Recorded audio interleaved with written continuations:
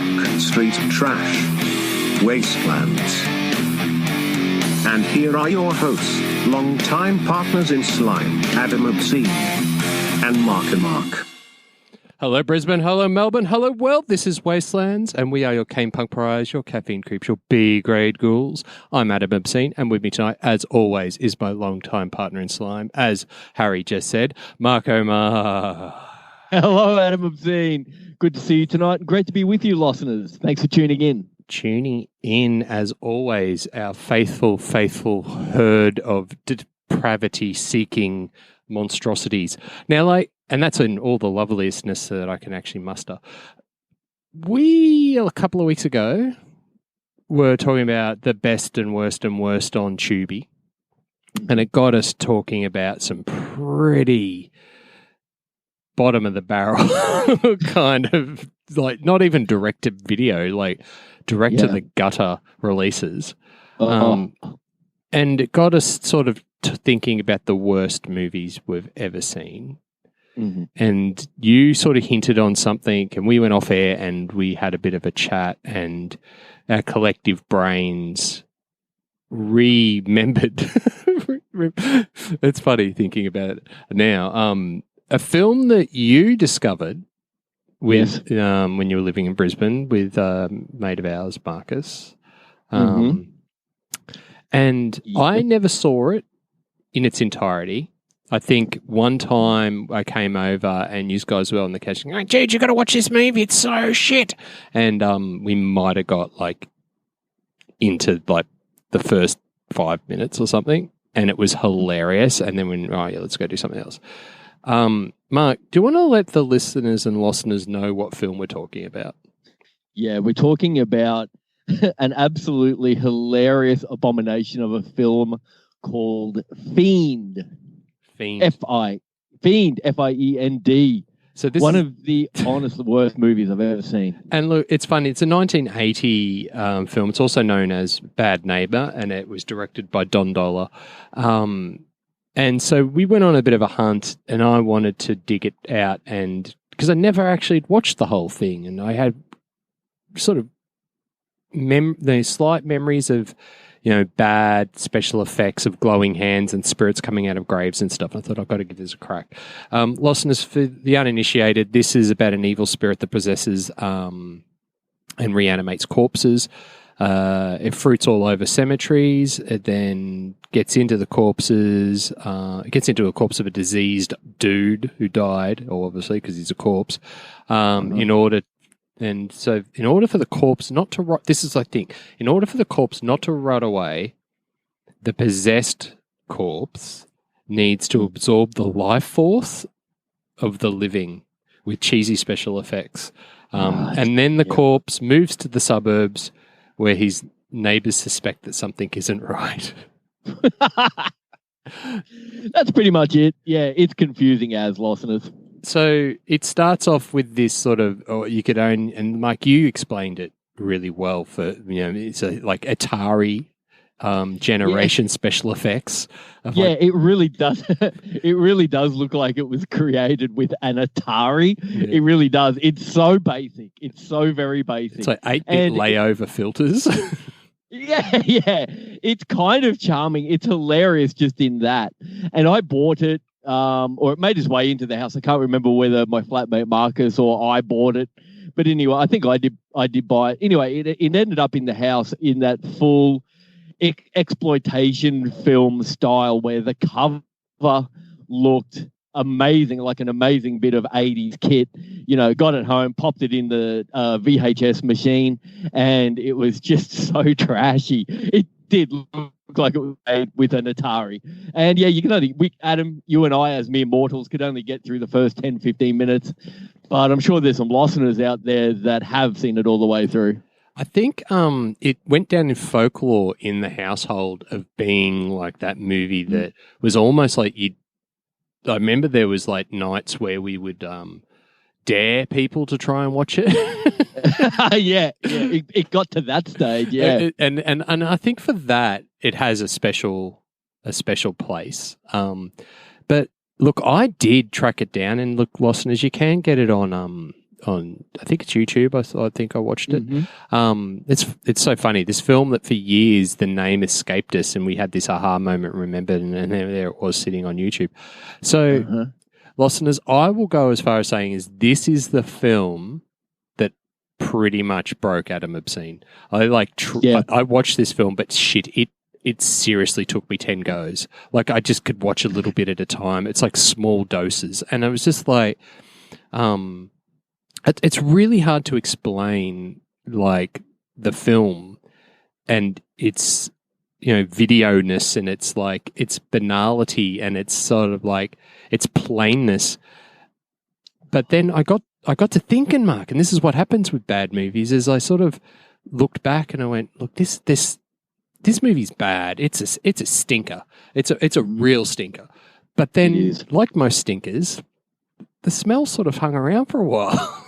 Oh no! It started to grow on you. Did it start to seep into your clothing? Yeah, it sort of sunk into my psyche, and I sort of went, oh, "There's something here. I don't know what it is. There's something here." So me's got to thinking. So I actually did a bit of digging and wanted to find out about Don Dohler and what the go was, and like all these sort of factoids that you pull out of movies like this. Mm-hmm. Now, like, what's really interesting is I had seen some of like Don Dohler movies, and Don Dohler movies that I actually really do enjoy, which are also really bad, but next level really bad, mainly to do with alien infestations or sort of like invaders, which, so most notably it was Alien Factor in 78, The Night Beast in 82, and Galaxy Invader in 85. All really great for the same reasons that probably Fiend stinks, is cheesy special effects, low budgets, that sort of thing. But I then went, okay, so Don Dohler, I know him, I don't know him a lot, and so I did a bit of a dig. Now, this is what I found really interesting about Don Dohler, mate, in my deep dive, is that he was late coming to filmmaking. He was a clerk, like an accountant clerk, and got held up by gunpoint at his place of work, and was forced to lay face down on the floor for like 3 or 4 hours, where he seriously thought he was going to die. So he was in a bank or something? He was like an accountant clerk in a bank? Yeah, maybe a bank or maybe an accountancy. It was the facts were a bit sketchy. But but he was held up in his place of work, and in that time that he thought he was going to die, he reevaluated everything that he'd ever done. And one of those things was that he'd always wanted to make film. So after that incident, he basically went home, called all his friends and said, fuck it, I'm going to make a movie and I'm going to quit work. Wow. And he did. Wow. That's cool. And so his first attempt was Alien Factor, which, with a low budget and with no backing whatsoever, was a mild cult hit. Now, what basically happened then, his next movie he made was Fiend. He wanted to play with the supernatural. And so, how much would you reckon this movie cost to make? Okay, going back to that era of time, I'm going to say like no more than $3,000. I'm going to hedge at $2,000 back then time, like 1983 time. Oh, you really, he had a little bit more. He had 3 times that. So he had $6,000. $6,000 in 1983. Hey, that's a fair bit of cash. And look, basically he filmed it in the summer of 1979. He filmed it in his neighborhood, in his house, in his basement, with all his neighbors and all his friends and all his family starring in it. Oh, that's great. And that's what he came up with. So that in itself, like, kudos to Don, because of that, like, DIY, like, I'm going to get this done. Now, with that filter on, it makes me feel kind of bad for ripping on the movie. Yeah, I agree. Knowing all this background stuff now and knowing what the purity of his motivations, like that kind of really inspirational story behind him making such bad movies, you can kind of forgive the outcome because what went into it, the motivation that went into it is something really, really cool and really, really pure. And I think that, look, listeners, don't get us wrong, the movie still stinks. It stinks bad, and it will take you 10 watches, but but there is some stuff in there that is absolutely gold. It's much better to watch with people, I think. It's like most of these things we talk about.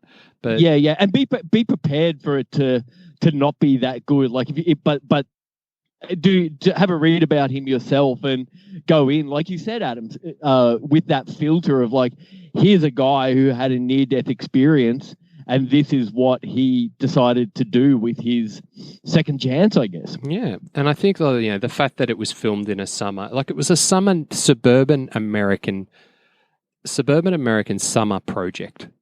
Mm-hmm. All the neighbors get together and let's make a movie. So look, some of the notes that I made here, like, and there's scenes to note in this, and I think that this guide will help you get through the film just to hang out and look for these, just for their sheer hilariousness. Now, one scene to note is I like to call it day in the life of a reanimated corpse in the suburbs. Like, even though he is actually a possessed corpse, he kind of like does normal things. Like so, like there's a 10-minute scene of him going down the stairs where it's shot at 157 different angles. Someone sold him a house. Someone sold that reanimated corpse a house. Like he got through that process. I know. He did the conveyancing, got the deposit together, and everything. But see, I think that's a first indication of the GFC. If banks were giving money to dead people. It was zombie economics, you reckon? Zombie economics, for sure. Look, when he like there was a cat feeding scene. Like this dude possesses women. I mean, I remember. This dude possessed by a ghost, and kills women, and mainly women and children, by sucking their life force out, but still has time to feed his cats. yeah. Oh, throw in a bit of normalcy. So I think the Atari special effects, which you talked about, and then there's this other thing, and this is the bit that I think starts to grow on me, is that there was a grimy reality of living in the suburbs in the 70s and 80s. Like it's like The Simpsons Springfield, but without the pastel. It's like it's just grim, and like this is what these guys did to spend their summer. I guess like the Dohler's films normally dealt with aliens, so this was the first one he dealt with super. And I guess it was trying to touch on a supernatural suspense thriller. And look, it's an odd one. I reckon you go through 3 stages of watching, and the 3 stages of watching are: the first 5 to 10 minutes, they're hilariously bad. It's atrocious. The acting is horrible. The jump editing, the bad framing, everything. It's absolutely a spectacle in itself. And once you sort of get over the laughing and go, what am I actually watching? You then come into the grim reality that you've only watched 5 minutes of this movie, and there's still a good hour and a bit to go. Look, but the thing is about the composition, everything adds up to some hilarious and unintentional laugh out loud moments. Then the humor wears off, and then it becomes this is the grueling bit. This is the bit where your stamina really is required. So it took me too many goes to mention, which I have mentioned, to get through. The things that were funny before start to become excruciating. Yep, that sounds about right. And it's really, it becomes sort of like it becomes mundane, and it's and it's like just suburban, like, and it becomes almost depressing. Now, in itself, I think that is actually maybe the genius of the storytelling. Is that this is, then maybe I'm reading too much in it, maybe I'm giving Don too much credit, but this is a day, like it sounds funny, day in the life of the undead, but what is somebody, a suburban day job worker that works in the city and goes back to the suburbs in the 70s and 80s, like just grueling out an existence, taking 10 minutes to go down the stairs, feed their cat, and then just feel like they're dead. I feel that that's what maybe he was trying to get along, is that, that look, it's it's typifying. I an never American. thought of that, Ads. Are you suggesting that maybe this is he's having an artistic look at what he thinks of his life pre the hold up when he was just like going to work, Johnny Paycheck, and now he's had this renewed second life, and he as a filmmaker, and he's looking back on his sort of job as a clerk, go to work, come home, go to work, come home. He's like, oh man, I was like the living dead. Is that what you're suggesting? Possibly. I think I might be suggesting it. I do also like the fact that he has to like sap the life force out of other people to live. Oh yeah. So that's interesting. Sure. But then something weird happens, and then this Fiend starts to sort of draw you in, and this is interesting because towards the end it does actually not be so bad. Like it's this is when I think your overactive imagination, you're trying to sort of rationalize why you've just wasted an hour, a bit of your life to sit down through a film, which you already know is shit. And then so basically it kind of like the atmosphere feels a little bit like, and it's grainy and it's gritty, and it almost feels like Night of the Living Dead.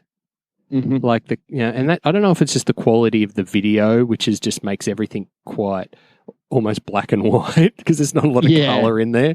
But then it's also like it's a middle America, like I said, the middle America, the dystopian sort of like grind. All that stuff starts to build, and then almost to the point where the unnatural dialogue and the bad acting almost start to feel normal. Mm-hmm. It almost start to accept that you've been drawn into that world, and you're going, okay, so this is what it's like in Middle America in the 70s and 80s. Oh my God, they're surviving. And then then you look at it as a Dali-esque surreal world of like this parody of suburbia, and so then I kind of sort of end up liking it a bit. Nice, wow. I don't know if it's a bit of Stockholm. I don't know if it's Stockholm syndrome. It's like, you start liking your captor.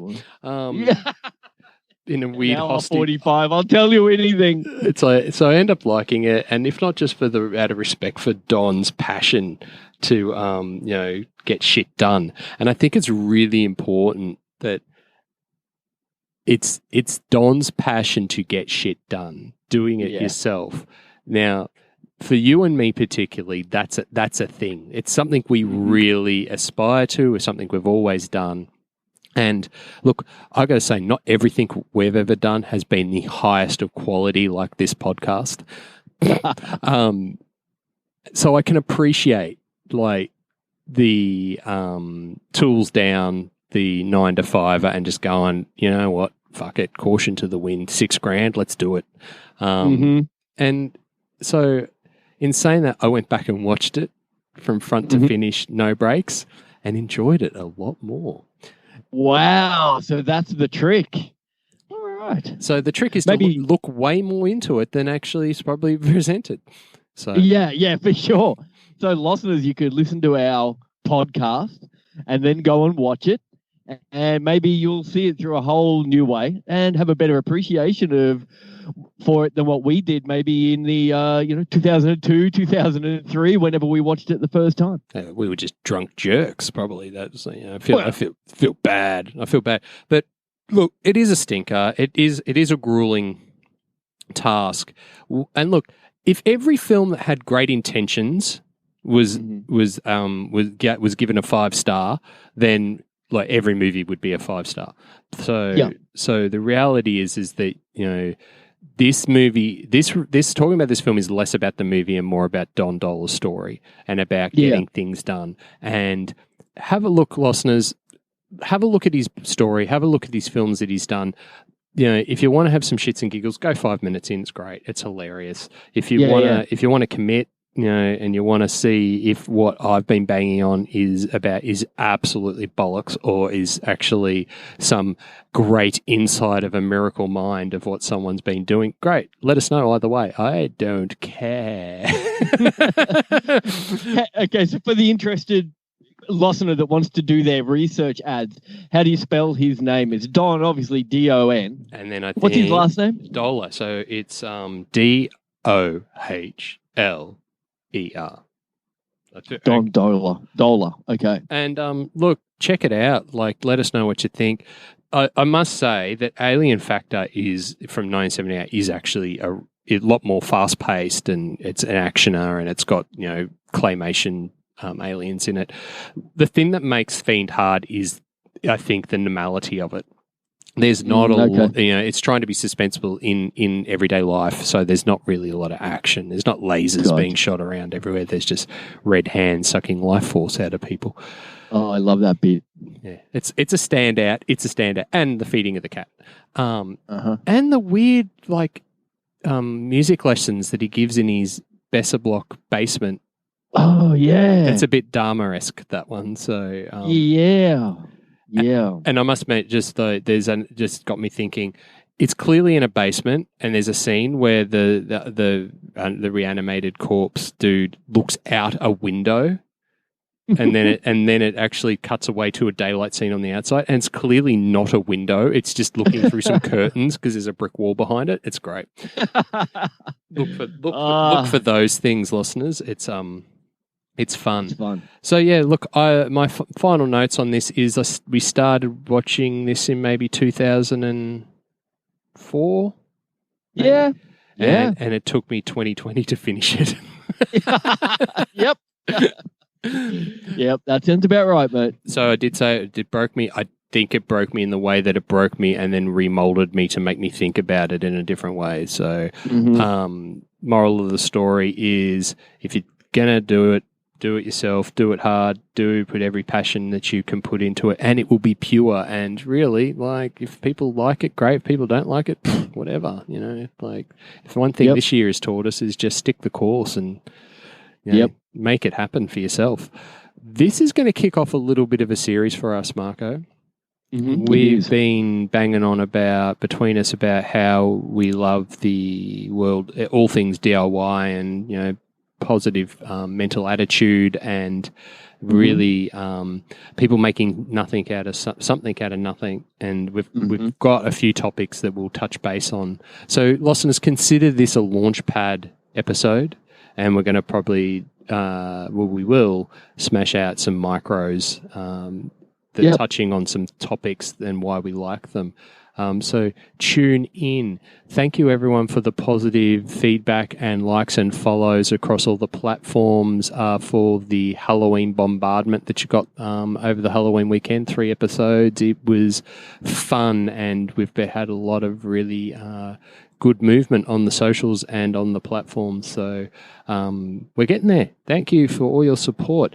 And I guess in the same topic, if you haven't caught up yet, you can check us on wherever you stream your audio and podcast content. Just type in Wastelands Radio Show and find us. We've been slowly working through our back catalogue and putting it up on YouTube as well. So if you like to listen to your content on YouTube, just type in Wastelands Radio Show, and you can go directly to the source and for our merch store at wastelands.com.au. That is it. Marco, thank you for letting me talk at you about the weird meanderings of my mind and Fiend. That's okay. No, that's great. Listeners, I would like to remind you that I think I've broken Mark as well, because he's just thought we were going to go into riffing really badly on this movie, and I've gone, well, actually. But in the same sense, be kind, rewind, and Mark, is there anything else you would like to add? It's good night from me. And it's good night from him.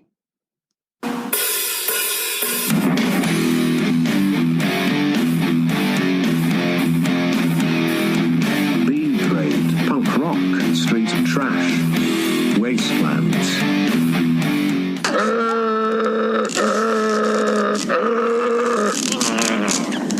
It's over! It's finished!